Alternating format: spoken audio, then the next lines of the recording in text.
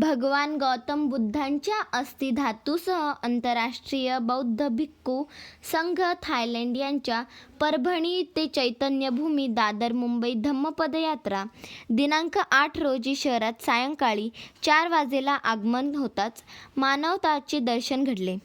अस्थिकलशाचे दर्शन घेण्यासाठी शहरातील व तालुक्यातील सर्व नागरिकांनी सुगत बुद्ध विहारात रांगेत उभे राहून त्रिशरण होत नतमस्तक ठेवून एकाग्र होत धम्मदेसना घेत भिक्खू संघाचे संस्कार श्रवणाचा लाभ घेतला.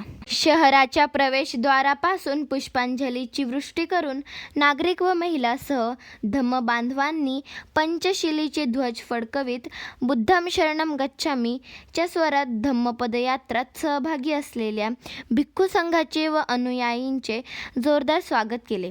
या प्रसंगी धम्मबांधवांसह अनेक संघटना व शासकीय, निमशासकीय तसेच नगर परिषद, भीमयोद्धा बांधव यांनी परिश्रम घेत धम्मपदयात्राचे अतिथी कार्य सांभाळून शहरात सर्व समाज धर्म एकवटल्याने मानवजातीचे दर्शन घडवल्याचे दिसून येते. सुगत बुद्ध विहारात ध्यानस्थ अवस्थेत असलेली भगवान बुद्धांची 16 फूट धातूची मूर्ती ही थायलंड येथील असून त्या मूर्तीची विशेष व वैशिष्ट्ये सांगून मूर्तीच्या सानिध्यात ध्यान साधना केल्याने शरीरावर व मनावर होणारे संस्कार याबाबत भिक्खू संघाने माहिती देत धम्माविषयी संस्कार केले जात. समस्त मानवजातीचे जन्माला येणे व मृत्यू अटळ असूनही मानवाचे जगण्याचे सार व समाजहिताचा उपदेश करून एक नवी दिशा ओळखण्याचे तंत्र केवळ धम्मात आहे, असे मत भिक्खू संघाने या प्रसंगी व्यक्त केले. यावेळी धम्मपदयात्रात सहभागींनी व धम्मबांधवांना शहरातील अनेक नागरिकांनी फळं, शीतपेय, खीरदान देऊन धम्मसेवा केली. सुगत बुद्ध विहार, रेल्वे लायब्ररी, माहेश्वरी मंगल कार्यालय, लिंबी ग्राउंड आदी ठिकाणी धम्मपदयात्रेची आराम व्यवस्था केल्याने शहरात सर्वत्र धम्मपंचशील व शांतीपूर्ण मंगलमय वातावरण दिसून आल्याने शहरवासी व धम्मबांधवांच्या स्वागताचे सर्वत्र अभिनंदन केले जात आहे. दिनांक 9 रोजी सुगत बुद्ध विहार येथे महापरित्राण पाठ व धम्मदेसना करून सबका मंगल हो चा आशीर्वाद देत धम्मपदयात्रा मुंबईच्या दिशेने प्रस्थान होईल व उंबरमाळ येथे थांबेल, अशी माहिती सुगत बुद्ध विहाराचे अध्यक्ष भास्कर बर्वे यांनी दिली. या प्रसंगी सुगत बुद्ध विहार, भीमयोद्धा, समता सैनिक दल, शहर व तालुक्यातील धम्म बांधव, महिलासह पोलीस अधिकारी, होमगार्ड, व्यापारी, कर्मचारी, नगर परिषद अधिकारी, कर्मचारी, राजकीय, सामाजिक आदी क्षेत्रातील नागरिकांनी अथक परिश्रम घेत तथागत बुद्धांच्या अस्थिकलश धम्मपदयात्रेचे स्वागत केले.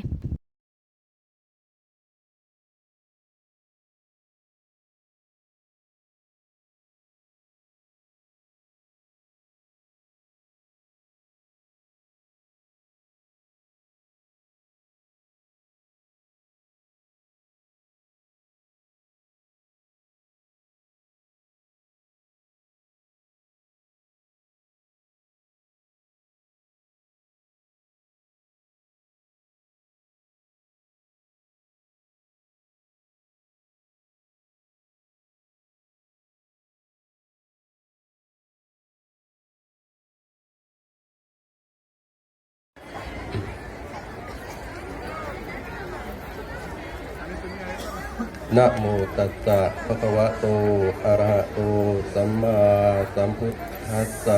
Namo tassa bhagavato arahato samma sambuddhassa. Buddha, who perfectly enlightened one breath with a powerful wish to you all.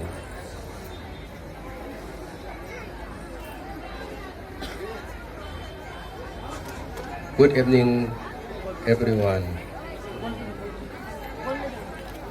First of all,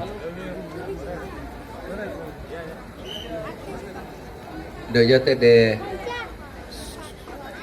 is the 125 birthday of Pim Y.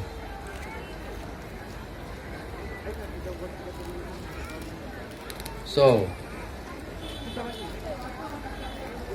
right now,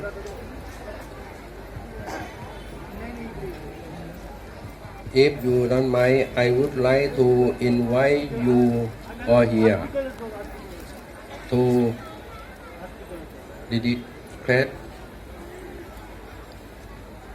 the merit to Japim and his wife. Please climb your mic now. जय भीम। इगतपुरी में आए हैं, विपस्सना की धरती है। भारत में नहीं पूरे वर्ल्ड में सारे बुद्धिस्ट राष्ट्रों में बहुत ही प्रसिद्ध है। तो ये मेरे लिए सबसे पहले बहुत बड़े सौभाग्य की बात है कि आज मैं उस पावन भूमि में आपके साथ खड़ा हूं। यहाँ पर आप सबका बहुत बहुत अभिवादन करता हूं। यहाँ पे जितने ऑर्गेनाइजर्स हैं उन्होंने बहुत ही सच्चे मन से, सच्ची श्रद्धा से सभी भिक्षुओं का स्वागत किया है, बुद्ध की अस्थि कलश का स्वागत किया है। इसलिए मैं आपका भी अभिवादन करता हूँ। आप लोगों के बिना ये संभव नहीं हो सकता कि हम कुछ भी करेंगे, वो इनकम्प्लीट है, अधूरा है जब तक आप लोग साथ नहीं देंगे। इसलिए आपका भी बहुत अभिवादन करता हूँ। काम कर रहा हूँ।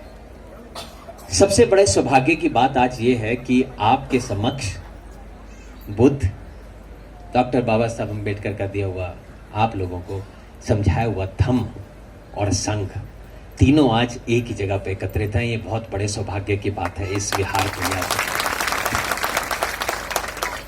ये जो धम्म यात्रा है, यात्राएं तो बहुत हैं, हम भी सभी करते हैं। बहुत सारे ऐसे लोग हैं जो ऐसी यात्राएं भी करते हैं, अलग अलग धर्मों में करते हैं। बहुत सारे लोग पैदल चलते हैं, लेकिन ये धम्म यात्रा जो है, ये यात्रा सिंपल एक यात्रा नहीं है। ये आप सभी भारत के बुद्धिस्ट को संगठित करने की यात्रा है। ये यात्रा है बाबा साहब के विचारों को आपको वापस याद दिलाने की यात्रा है। ये यात्रा है बाबा साहब का सपना पूरा करने की यात्रा। शायद आप भूल गए होंगे, उनका सपना है एक बौद्धमय भारत बनाने का। ये उसकी धम्म यात्रा है। आप लोगों ने बहुत स्वागत किया। कई बार धम्म की हम बात करते हैं, मैं बहुत सारे लोगों के बीच में रहा हूँ। कुछ करीबन 99 दिन के लिए भिक्षु भी बनकर रहा थाईलैंड में। कई लोग अपनी बातें रखते हैं, तो एक आदमी ने मुझे एक बात कही, उस बात में बहुत दम है। हमें ये सीखना बहुत जरूरी है कि जब भिक्षु जो लोग यहाँ पर चल रहे हैं, इतनी कठिनाइयों का सामना करके, जिसको शब्दों में मैं बयान नहीं कर सकता, वो पीड़ा ऐसी है, अगर आप देखेंगे तो आपकी आंखों में से आंसू निकल ही आएंगे। ये अभी की बात है। मैं अभी अंदर आया तो एक हमारी नन, वहाँ पे भिक्षुनी नन्स ज़्यादा रहती हैं, वो भी साथ चल रही हैं, 70 साल से बड़ी उम्र है। वो पाँव ठीक करवा रही थी और पाँव में के नीचे छेद हो चुके हैं। तो मैंने उनसे पूछा कि मतलब आपका पाँव नीचे से बहुत ज़्यादा खराब है, छेद हो चुके हैं, आप फिर भी चल रहे हैं, तो आपको ताकत कहाँ से मिलती है? तो वो कहते हैं कि ये ताकत जो है ये मुझे बुद्ध से मिलती है, और बुद्ध भूमि में अगर किसी भी तरीके से मैं बुद्ध और धम्म को वापस ला सकूं, उसके लिए मेरी जान का एक एक कतरा मैं निछावर करने के लिए तैयार हूं। यही नहीं, सारे भिक्षुओं को जब मैं देखता हूं तो वो टांके लगा रहे होते हैं, पांव के नीचे टांके लग रहे हैं, और उनके चेहरे पर मुस्कुराहट है। खून निकल रहा है, उनके चेहरे पर मुस्कुराहट है। चप्पल पहन के चलने को कहा कि आप कृपा करके चप्पल पहन लीजिए, नहीं तो चल नहीं पाएंगे, सड़कें बहुत खराब हैं। कईयों ने इनकार किया, कईयों ने पहनने की कोशिश की जो कि 70 साल से ऊपर हैं। तो उस दिन जब वो वापस आए तो चप्पल उतारी तो पैर की चमड़ी भी साथ में उतरी। लेकिन फिर भी उनको वो